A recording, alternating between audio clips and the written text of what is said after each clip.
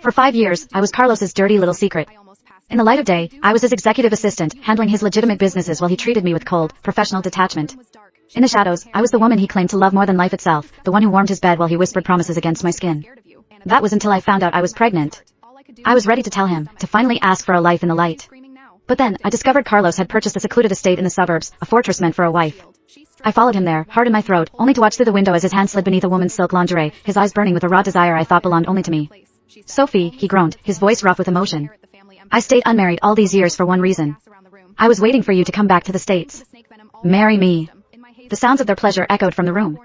The shock was a physical blow, my body revolted, and the stress induced a miscarriage right there in the cold.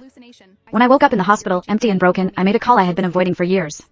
I accepted the arranged marriage my family had set up for me, a political alliance with a rival syndicate. The next morning, I would vanish from Carlos's life forever. Chapter 1.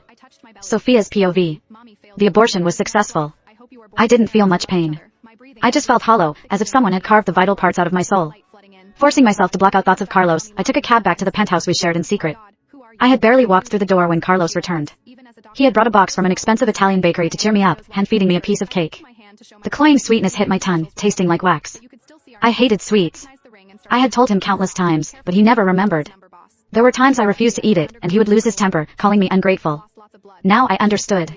The woman who loved sweets, the woman Carlos actually loved, was someone else. Acid rose in my throat.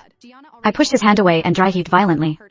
A flash of impatience crossed Carlos's eyes, gone in an instant, replaced by his usual mask of concern. "What's wrong?"